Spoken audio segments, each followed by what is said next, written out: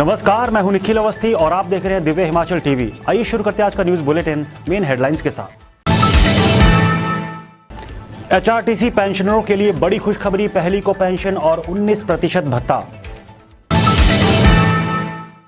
चुनाव आचार संहिता हटते ही घोषित होगा जेईई इलेक्ट्रीशियन का परीक्षा परिणाम। अब जुकाम होने पर बिना कोरोना टेस्ट छात्रों को स्कूल में प्रवेश नहीं मिलेगा। 35 और स्कूली बच्चे कोरोना पॉजिटिव, सबसे ज्यादा 21 बच्चे ऊना जिला में। कुलदीप राठौर का भाजपा पर हमला, वैक्सीन का श्रेय वैज्ञानिकों को मिलना चाहिए। किन्नौर के छितकुल में गायब ट्रैकर्स के आज 2 और शव तलाश जारी। आने वाले 3 दिन भारी बारिश और बर्फबारी की चेतावनी। और अब समाचार विस्तार से।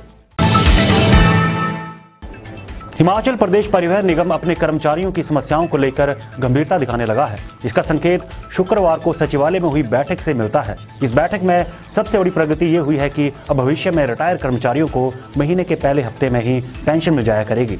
आइए जानते हैं और क्या निर्णय इस बैठक में हुए हैं। एचआरटीसी पेंशनरों को माह के पहले सप्ताह में पेंशन मिलेगी। यही नहीं, पेंशनरों को सभी वित्तीय लाभ मिलेंगे। शुक्रवार को सचिवालय में अतिरिक्त मुख्य सचिव परिवहन जेसी शर्मा की अध्यक्षता में हिमाचल पथ परिवहन पेंशनर्स कल्याण संगठन के पदाधिकारियों के साथ हुई बैठक में मांगों को लेकर सहमति बनी है। बैठक के दौरान संगठन पदाधिकारियों ने अपनी मांगों को सचिव परिवहन के समक्ष रखा और अपनी समस्या बताई। बैठक में मांगों को लेकर गहन चर्चा हुई, जिसके बाद पेंशनरों को मासिक पेंशन माह के पहले सप्ताह में नियमित रूप से भुगतान किए जाने पर सहमति बनी। इसके साथ 19% महंगाई भत्ता और 4% IR भविष्य की पेंशन के साथ देने पर भी सहमति बनी। इसके अतिरिक्त बैठक में पेंशनरों की अन्य मांगों को जल्द सुलझाने के लिए सरकार की तरफ से सकारात्मक आश्वासन दिया गया। बैठक में वर्ष 2015 से रुके डीए के मामले को अगले महीने सरकार के वित्त विभाग के उच्च अधिकारियों एवं प्रबंधन के अधिकारियों के मध्य चर्चा के बाद भुगतान करने पर सहमति बनी। जेईई इलेक्ट्रिक पोस्ट कोड 849 और 829 के परीक्षा परिणाम के इंतजार में बैठे हजारों कैंडिडेट के लिए राहत भरी खबर है। खबर यह है कि प्रदेश में उपचुनाव के लिए लगी आचार संहिता हटते ही ये परीक्षा परिणाम घोषित कर दिया जाएगा। गौर हो कि जेईई इलेक्ट्रिक पोस्ट कोड 849 और 829 का परीक्षा परिणाम घोषित न किए जाने पर प्रदेश के हजारों उम्मीदवारों में भारी रोष व्याप्त है। जेईई इलेक्ट्रिक पोस्ट कोड 849 और 829 का परीक्षा परिणाम घोषित न किए जाने पर प्रदेश के हजारों उम्मीदवारों में भारी रोष व्याप्त है। हिमाचल प्रदेश कर्मचारी चयन आयोग ने सितंबर 2020 में जेईई भर्ती के लिए आवेदन मांगे थे, जिसमें जेईई विद्युत विभाग में 157 पद और जेईई IPH में 5 पद सृजित किए गए थे। जेईई इलेक्ट्रिकल पोस्ट कोड 849 की परीक्षा 18 जुलाई को हुई थी और जेईई पोस्ट कोड 829 की परीक्षा 8 अगस्त को हुई थी। अब प्रदेश के सैकड़ों उम्मीदवार 3 महीने से परीक्षा परिणाम के इंतजार में हैं, लेकिन परीक्षा परिणाम घोषित नहीं किया जा रहा है। उधर कर्मचारी चयन आयोग के अधिकारियों का कहना है कि आदर्श आचार संहिता के कारण अभी कोई भी परिणाम घोषित नहीं किया जा सकता है।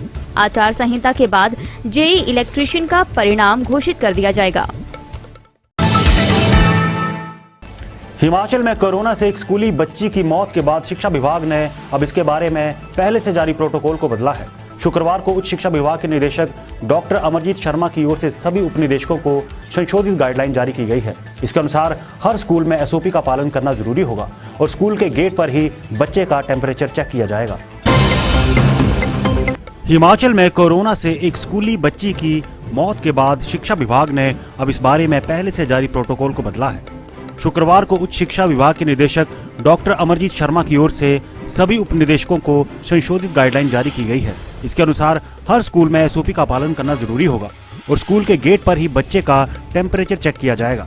मास्क और सोशल डिस्टेंसिंग को भी जरूरी किया गया है, लेकिन इसके साथ ही एक नई शर्त जोड़ी गई है कि अब किसी भी तरह के जुकाम, फ्लू या कोरोना के लक्षण होने पर स्कूल को ये जानकारी बच्चे के माता पिता, स्वास्थ्य विभाग यानी CMO और SDM को देनी होगी।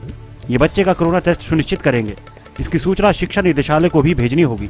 ये इसलिए किया है ताकि कांगड़ा के स्लेटी स्कूल की घटना की पुनरावृत्ति ना हो। आज अभी तक प्रदेश भर के स्कूलों से प्राप्त जानकारी के अनुसार 35 कोरोना के मामले और मिले हैं। इनमें सबसे ज्यादा 21 बच्चे ऊना जिला में पॉजिटिव आए हैं और कांगड़ा में भी 10 बच्चे संक्रमित हुए हैं। हमीरपुर में 3 और कुल्लू में 1 कोरोना केस स्कूलों में है। आइए देखते हैं ये रिपोर्ट। शुक्रवार को शिक्षा विभाग की रिपोर्ट के अनुसार स्कूलों में 35 कोरोना के मामले और मिले हैं।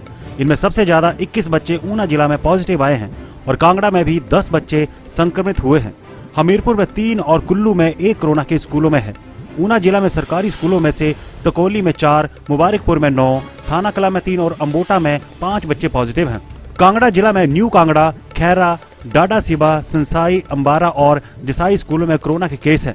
हमीरपुर जिला में जंगलबेरी और कक्कड़ से 3 बच्चे, जबकि कुल्लू में सीनियर सेकेंडरी स्कूल लूरी में 1 पॉजिटिव केस आया है।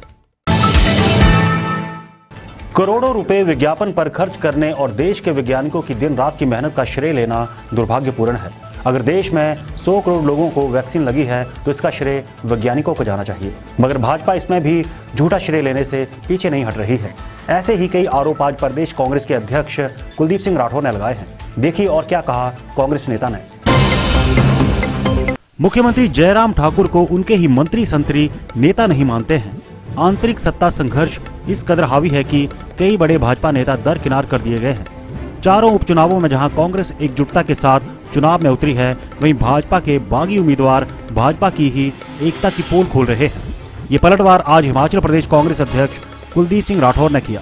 उन्होंने कहा कि भाजपा चुनावों में जनहित के मुद्दों से भागकर जनता का ध्यान बांटने की नाकाम कोशिश कर रही है, जबकि जनता भाजपा से महंगाई, रोजगारी की समस्या पर जवाब चाहती है। कांग्रेस प्रदेशाध्यक्ष ने कहा कि 100 करोड़ कोरोना वैक्सीन लगाए जाने पर सरकार झूठा श्रेय ले रही है। इसका श्रेय देश के वैज्ञानिकों और लाखों स्वास्थ्य कर्मियों को जाता है, जिनके प्रयासों से ये संभव हो पाया है। उन्होंने कहा कि भाजपा वैक्सीनेशन पर जिस तरह झूठा श्रेय ले रही है, करोड़ों रुपए के विज्ञापन खर्च कर अपनी पीठ थपथपा रही है, ये न केवल दुर्भाग्यपूर्ण है बल्कि शर्मनाक भी है। उन्होंने कहा कि वैक्सीनेशन जनता का अधिकार है, ये कोई खैरात नहीं है।